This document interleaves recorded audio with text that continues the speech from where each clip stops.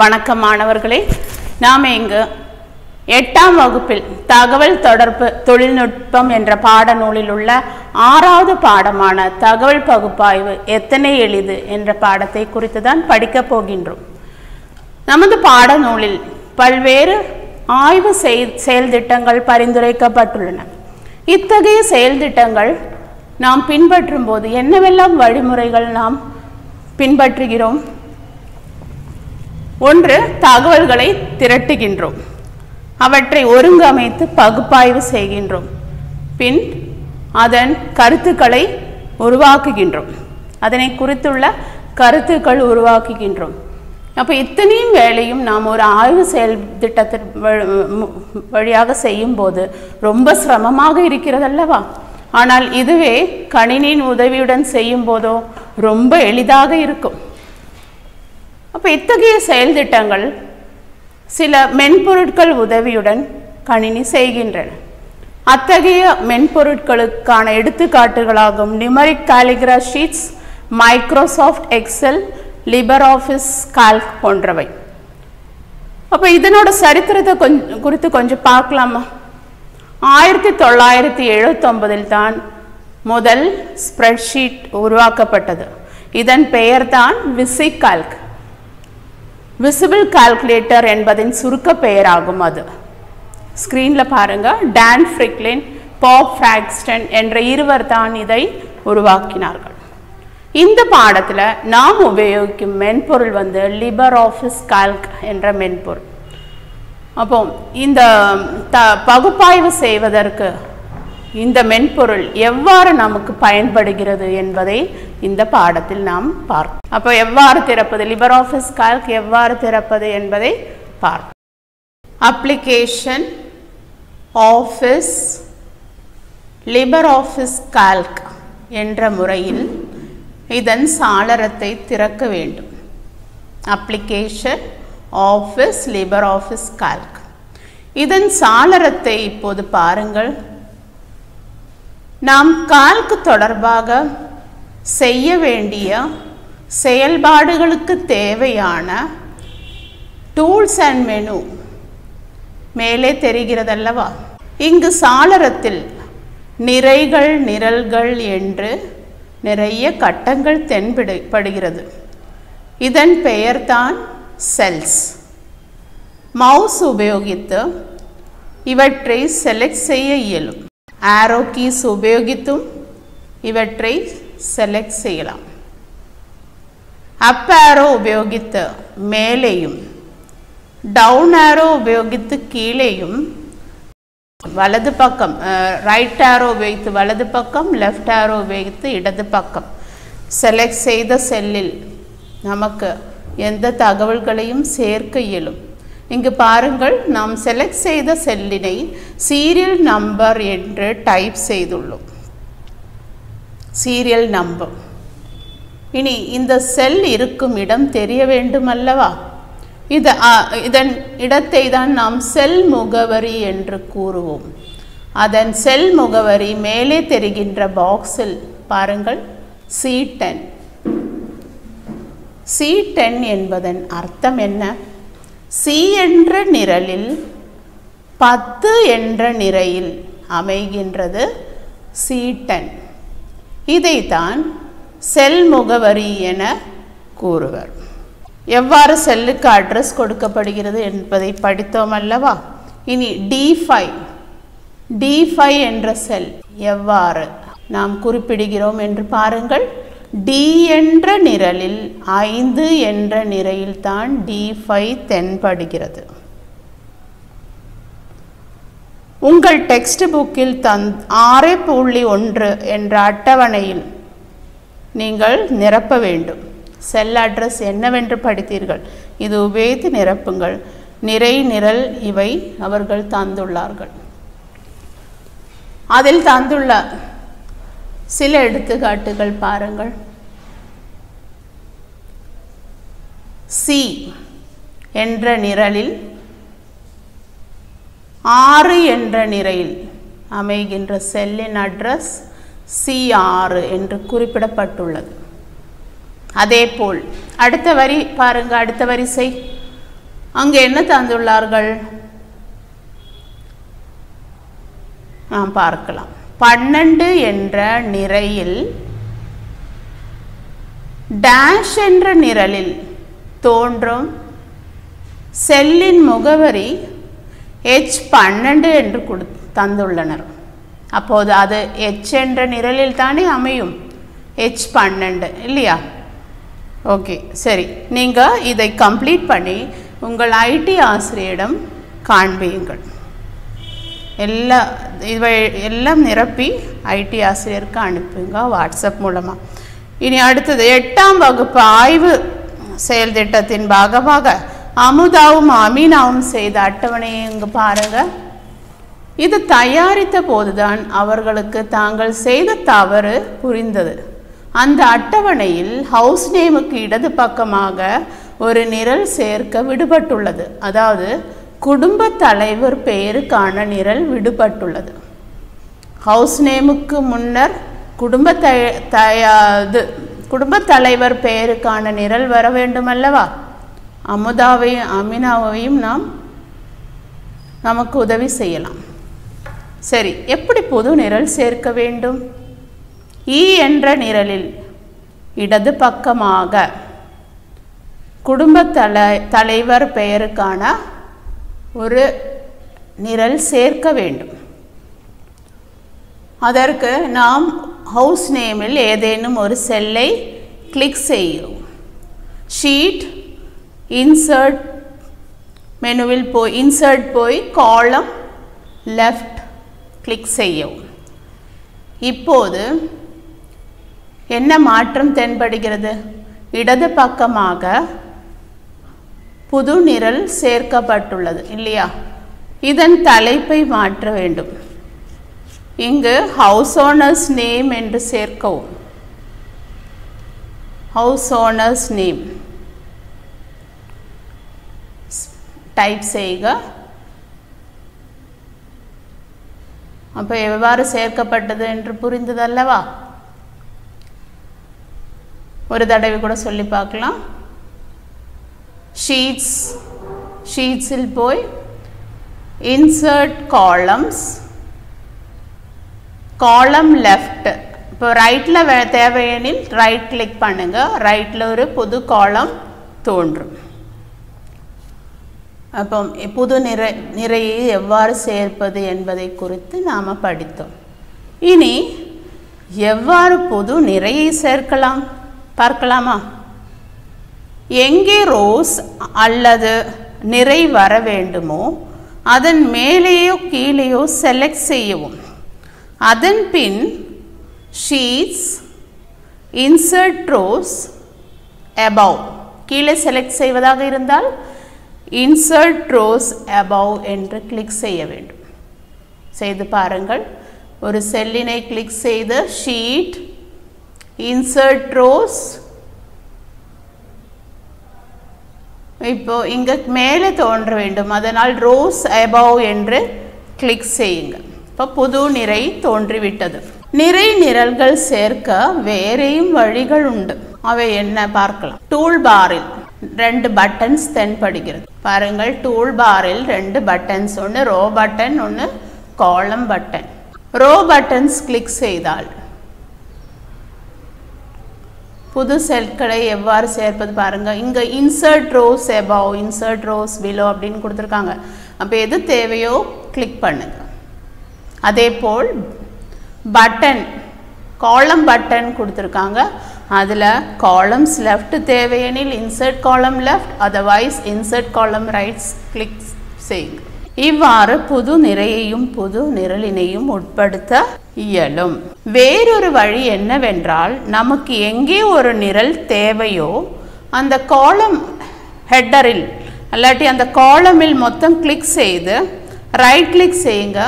அங்கே insert columns right என்பதில் தேவையானதை கிளிக் செய்யுங்க.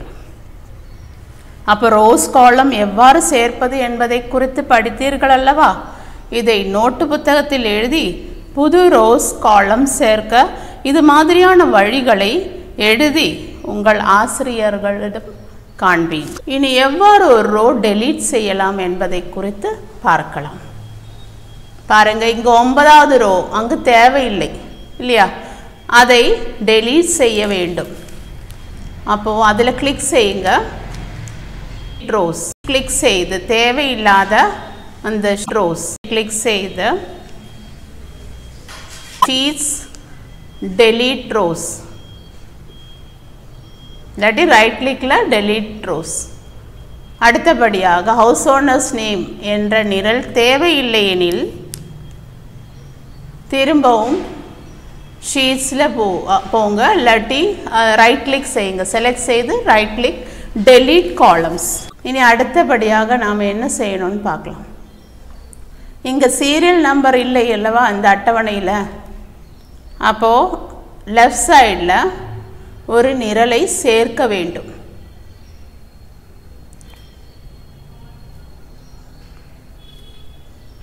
அந்த காலமில் ஏதேனும் ஒரு செல்லை கிளிக் செய்யும். ஹவுஸ் நம்பருக்கு இடது பக்கமாக நாம் ஒரு சீரியல் நம்பர் என்ற காலம் சேர்க்க வேண்டும். அதற்காக ஒரு செல்லினை கிளிக் செய்யவும். ஷீட்ஸ் இன்சர்ட் காலம்ஸ் லெஃப்ட் என்று கிளிக் செய்த போது புதிதாக ஒரு நிரல் சேர்க்கப்பட்டுள்ளது. அப்போ இந்த செல்லில் நாம் 1 என தட்டச்சு செய்யலாம். முதலில் சீரியல் நம்பர் என்று தலைப்பு கொடுக்கவும். சீரியல் நம்பர் என்று தலைப்பு கொடுக்கப்பட்டுள்ளது. இதில் 1 என தட்டச்சு செய்க. இனி அந்த செல்லின் மீது சொடுக்குங்க, பார்க்கலாம், கிளிக் செய்யுங்க. 1 என எழுதிய அந்த செல்லை நாம் கிளிக் செய்யலாம். அப்போ வலது பக்கமாக நகர்த்தும் போது ஒரு ப்ளஸ், அந்த குறியீடு ப்ளஸ்ஸாக மாறுவதை பார்த்தீர்களா? இதனை தான் ஃப்ரீ ஹேண்ட் கருவின்னு சொல்லுவோம். Fill handle, free handle fill handle கருவி, அதாவது நிரப்பு கைப்பிடின்னு தமிழில் சொல்லுவாங்க. நிரப்பு கைப்பிடி தரவு தொடர்களையோ சூத்திரங்களையோ அருகிலுள்ள செல்களில் நகலெடுத்து ஒட்டதான் இது பயன்படுகிறது. இதை கீழ் நோக்கி டிராக் செய்யவும். எவ்வளவு எளிதாக சீரியல் நம்பர் சேர்க்கப்பட்டது பார்த்தீர்களா? இனி அடுத்தபடியாக நமக்கு தொகை காண்பது எவ்வாறு என பார்க்கலாம். ஒவ்வொரு குடும்பமும் உற்பத்தி செய்த காய்கறிகளின் தொகை காண வேண்டும். அதற்கு என்ன செய்யலாம்? வலது பக்கமாக டோட்டல் என்று, வலது பக்கம் உள்ள நிரலில் டோட்டல் என்று டைப் செய்க. தொகை தேவையான செல்லில் கிளிக் செய்து அந்த கிளிக் செய்யுங்க. டூல் பாரில் சம் என்ற டூலில் கிளிக் செய்க. செல்லில் என்னவென்று காட்சியளிக்கிறது?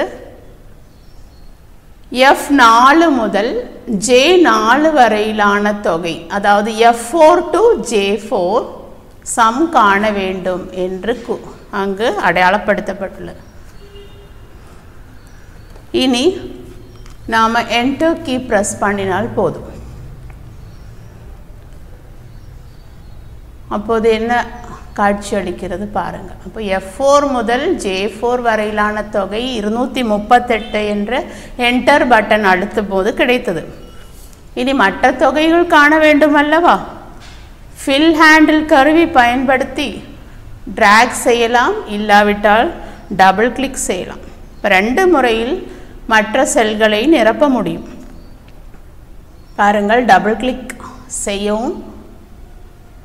அப்போது மற்ற நிறைகள் மொத்தத்தின் தொகையும் நாம் கண்டுபிடித்து விட்டோம். அடுத்ததாக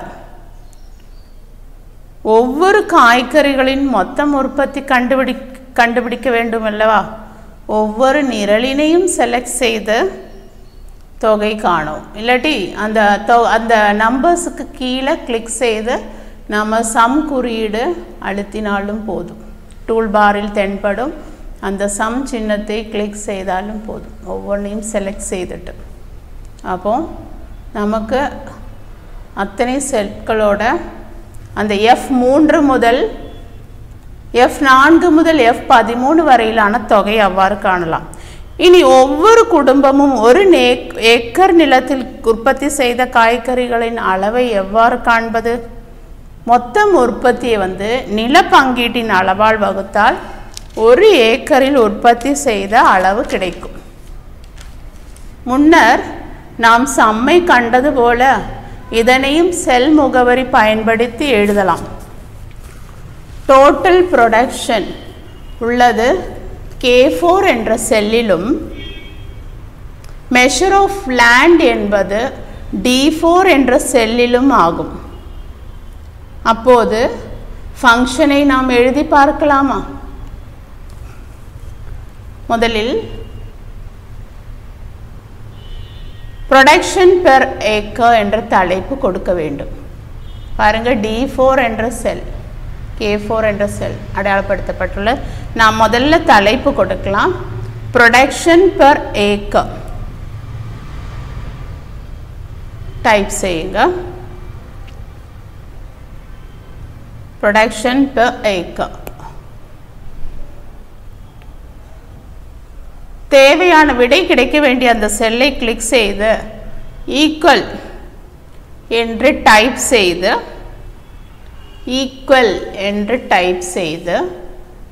K4 என்ற செல்லிலும் K4 என்ற செல் முகவரி கிளிக் செய்து எதனால் வகுக்க வேண்டும் என்பதை எழுத வேண்டும். By K4 by D4 by D4 என்ற செல்லை செலக்ட் செய்யும்.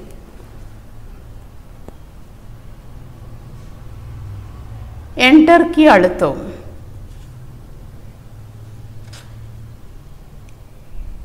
என்டர் பட்டனை அழுத்தவும். இப்போது ஒரு ஏக்கர் நிலத்தின் உற்பத்தி கிடைத்து விட்டதல்லவா? இனி நிரப்பு கைப்பிடி உபயோகித்து டிராக் செய்தோ டபுள் கிளிக் செய்தோ மற்ற செட்களின் மதிப்பும் கண்டுபிடிக்கலாம். Double click or drag. இப்போ இந்த ரெண்டு முறைகளில் எது வேண்டுமானாலும் நாம் உபயோகிக்கலாம். அப்போ இங்கே டபுள் கிளிக் செய்து மற்ற செட்களின் விடைகளை கண்டுபிடிக்கிறோம். இனி பாருங்கள், இன்னும் சில செல்களின் உற்பத்தியின் மதிப்பு ஒழுங்கின்றி நீண்டு போய்விட்டது அல்லவா? அத்தகைய செல்களை தெரிவு செய்து செலக்ட் செய்து கருவி பட்டையில் பாருங்க, 2 டூல்ஸ் இருக்கு. செலக்ட் செய்யுங்க. முதல்ல ஒழுங்கின்றி அமையும் அந்த செல்லினை கிளிக் செய்து L8 என்ற அந்த செல்லை கிளிக் செஞ்சு மேலே தெரிகிற அந்த டூலில் கிளிக் பண்ணுறோம். நாம் டூல்ஸ் 00ன்னு தெரியுது பாருங்க. Add decimal places. பின்ன வர்றது டெலீட் டெசிமல் பிளேசஸ். நாம் டெலீட் டெசிமல் பிளேசஸ் கிளிக் செய்யுங்க. ஒரு தடவை கிளிக் செய்தால் அதில் ஆஷ் என்ற அந்த செல்லில் ஆஷ் என்ற ஐக்கன் வரும். இனி ஒவ்வொரு முறை கிளிக் செய்யும் போது தசம இலக்கங்களின் எண்ணிக்கை குறைந்து கொண்டே வருவதை நாம் காணலாம். அப்போ ஒரு தசம எண் வருவது வரை நாம் கிளிக் செய்யணும். இதுபோல் அடுத்த செல்லிலும் கொண்டு வர ஃபில் ஹேண்டில் நிரப்பு கைப்பிடியை உபயோகித்தால் போதும். ஒவ்வொன்றும் நாம் செய்யணும்னு இல்லை. இதே போல் ஒரு தசம இலக்கம் விடை வர்ற மாதிரி எல்லாம் ஒழுங்காக அமையும். இப்படி ஒழுங்குபடுத்தலாம். நிரப்பு கைப்பிடியின் உபயோகம் பாருங்கள். அப்படியே டிராக் செஞ்சப்போ எப்படி மாறுது பாருங்கள். எல்லாம் ஒரு தசம இலக்கம் வரை மாறுகின்றதல்லவா? இனி மாணவர்களே, எண்களை ஒழுங்குபடுத்தும் இம்முறையை நோட்டு புத்தகத்தில் குறித்து வைக்கும். ஒவ்வொரு எண்களை எவ்வாறு மாற்றலாம் என்று எழுதுங்க. இந்த அட்டவணையிலிருந்து சிறந்த காய்கறி உற்பத்தியாளரை இனி கண்டுபிடிக்கணும். அது எப்படி? ஒரு ஏக்கரில் அதிக காய்கறி உற்பத்தி செய்த விவசாயி தானே சிறந்த உற்பத்தியாளர். பலர் உள்ள இந்த ஒரு அட்டவணையிலிருந்து இந்த சிறந்த உற்பத்தியாளரை காண்பது ரொம்ப சிரமம் அல்லவா? ஒரு ஏக்கர் உற்பத்தியின் அடிப்படையில் நம்ம சார்ட் பண்ணோம், இறங்கு வரிசையில் ஒழுங்குபடுத்தணும். அது எப்படி? அது நாம் பார்க்கலாம். சிறந்த காய்கறி உற்பத்தியாளரை கண்டுபிடிப்பது எவ்வாறு என்று பார்க்கலாம். முதலில் இந்த அட்டவணையை முழுமையாக தெரிவு செய்க, அதாவது செலக்ட் செய்யுங்க. இனி டேட்டா மெனுவில் போய் சார்ட்டை தெரிவு செய்க.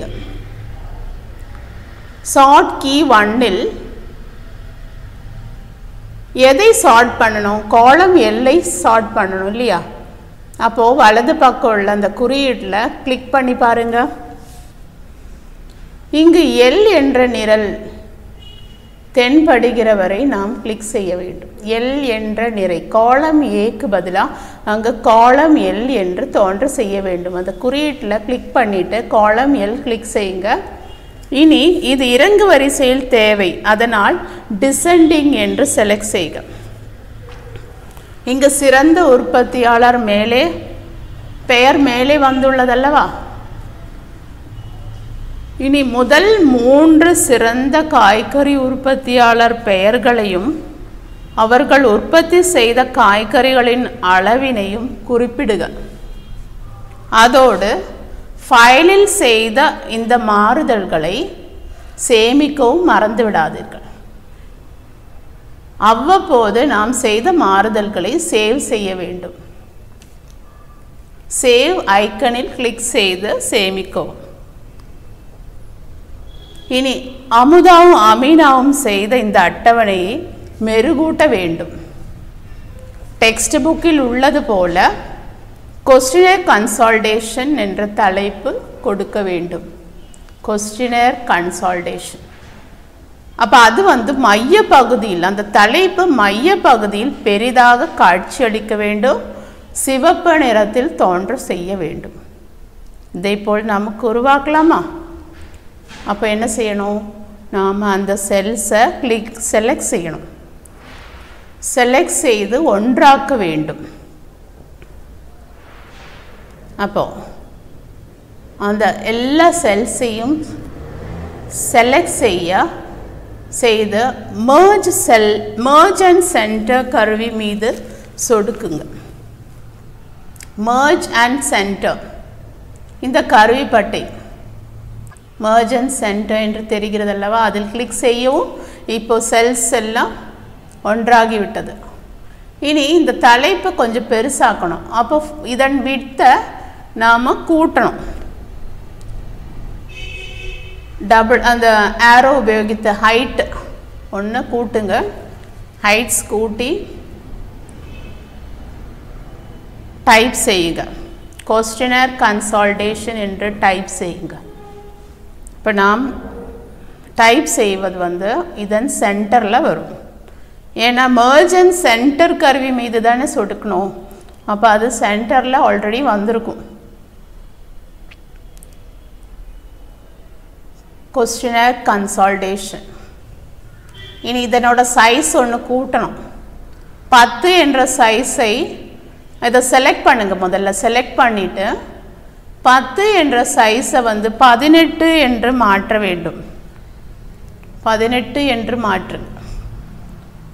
இனி இதுக்கு தேவையான கலர், அதாவது சிவப்பு நிறம் தானே மாற்றணும்னு சொல்லியிருக்காங்க, சிவப்பு நிறமாக ஆக்கணும்னு சொல்லியிருக்காங்க. ஸோ நீங்கள் அந்த கலரை சிவப்பாக்கி மாற்றுங்க. இனி சில நிரல்களின் தலைப்பு முழுமையாக அல்லாமல் காட்சி அளிக்கிறது அல்லவா? இதற்கு ஒரு பார்டரும் தேவை. இப்போ இதுக்கெல்லாம் நம்ம என்ன செய்யணும்? இப்போ முதல்ல அந்த தலைப்பை செலக்ட் பண்ணுறோம். அது முழுமையாக காட்சியளிக்க அந்த செல்லை கிளிக் பண்ணுங்க. அதன் பின் ஃபார்மேட் மெனுவில் போய் செல்ஸ் எடுக்கவும். திறந்து வர்ற அந்த சாளரத்தில் அலைன்மெண்ட் பாருங்க. அலைன்மெண்ட் அந்த டேபை செலக்ட் செய்து wrap text automatically கிளிக் பண்ணுங்க. select wrap text automatically. Okay கொடுக்கவும். இப்போது தலைப்பு முழுமையாக காட்சியளிக்கிறது. இனி அடுத்த செல்லிலும் இதுபோல் செய்யலாம். செல் தலைப்பு கிளிக் செய்றீங்க. என்ன செய்யணும்? format cells, then alignment, wrap text automatically. okay. இனி இந்த அட்டவணைக்கு ஒரு பார்டர் கொடுக்க வேண்டும். பார்டர் அளிக்க வேண்டிய செல்லை முதல்ல செலக்ட் செய்யுங்க. ஃபார்மேட் மெனுவில் போயிட்டு செல்ஸ், ஃபார்மேட் மெனுவில் செல்ஸ் பார்டர் கிளிக் செய்யுங்க. லைன் அரேஞ்ச்மெண்ட்டில் செட் அவுட்டர் பார்டர், அந்த மூன்றாவது பாக்ஸ் சில நாலாவது பாக்ஸ் பாருங்க. Set outer border and all inner lines click செய்யுங்க. லைன் ஸ்டைலை மாற்றலாம், விட்த்தை கூட்டலாம், தேவையான நிறம் அளிக்கலாம். இப்போது நம் அட்டவணையை நாம் மெருகூட்டி உள்ளோம். பாருங்க, பிளாக் என்பது இங்கே கலரை மாற்றி நாம் இண்டிகோ கலர் கொடுத்து ஓகே கொடுக்குறோம். அப்போ அட்டவணை எப்படி மாறிடுச்சு பார்த்தீங்களா? இதை சேமிக்க மறக்காதீங்க. இப்போ அட்டவணையை நாம் மெருகூட்டி உள்ளோம். அமுதாவும் அமீனாவும் செய்த இந்த ஆய்வு செயல் திட்டம் கடைசி ஸ்டேஜுக்கு வந்துவிட்டது. தாங்கள் மேற்கொண்ட செயல்திட்ட கண்டுபிடிப்புகளை ஒரு கருத்தரங்கம் வாயிலாக மற்றவர்களுக்கு வழங்கும் ஆவேசத்துடன் உள்ளனர் அவர்கள். எல்லாருக்கும் எளிதாக புரியும்படி வரைபடங்கள் உட்படுத்தலாம் என்று அவர்களுக்கு தோன்றியது.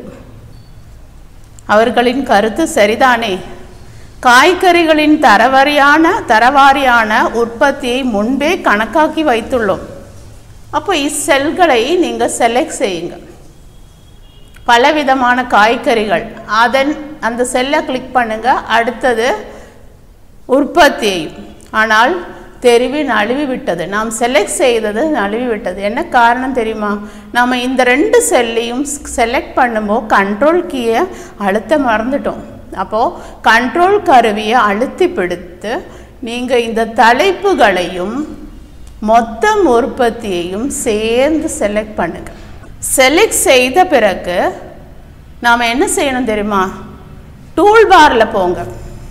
டூல் பாரில் இன்சர்ட் சார்ட்னு இருக்கிற ஒரு கருவி இருக்குது, அதை கிளிக் செய்யுங்க. சூஸ் ஏ சார்ட் டைப்பில் எது தேவையோ அது கிளிக் செய்யுங்க.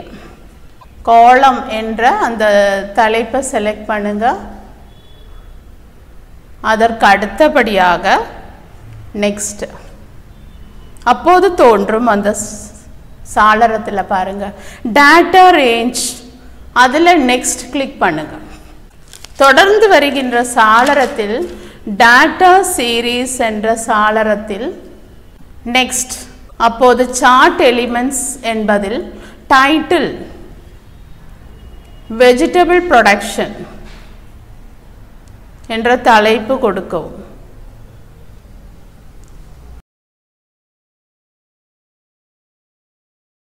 டைட்டிலில் வெஜிடபிள் ப்ரொடக்ஷன் என்று கொடுக்க வேண்டும். Vegetable production. X ஆக்சிஸில் vegetable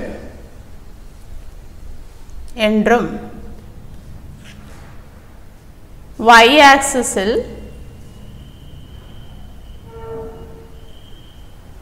production. X ஆக்சிஸில் வந்து வெஜிடபிள், y ஆக்சிஸில் வந்து ப்ரொடக்ஷன் இன் கிலோகிராம் என்று டைப் செய்யுங்க. ப்ரொடக்ஷன் இன் கிலோகிராம். ஃபினிஷ் அளிக்கவும்.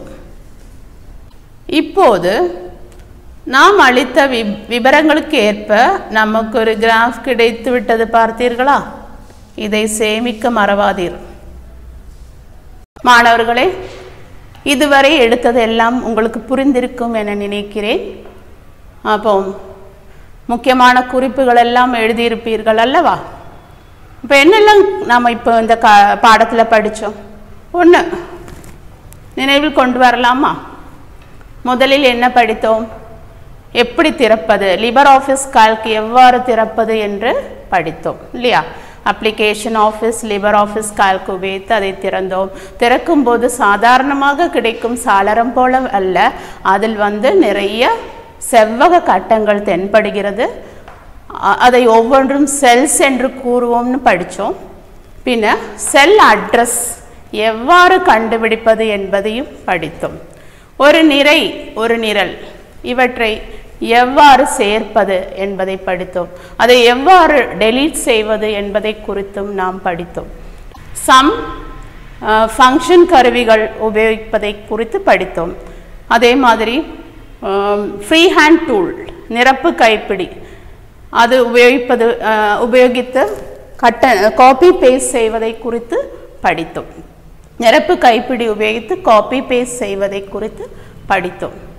அதேபோல் செட்களை merge செய்து ஒன்றாக்கி அதற்கு ஒரு தலைப்பு, அதில் ஒரு தலைப்பை சென்டரில் உட்படுத்த நாம் படித்தோம். அதே மாதிரி சார்ட், எப்படி அட்டவணை, அந்த ஷீட்டில் எப்படி சார்ட் கொண்டு வருது, இதெல்லாம் படிச்சிங்க இல்லையா?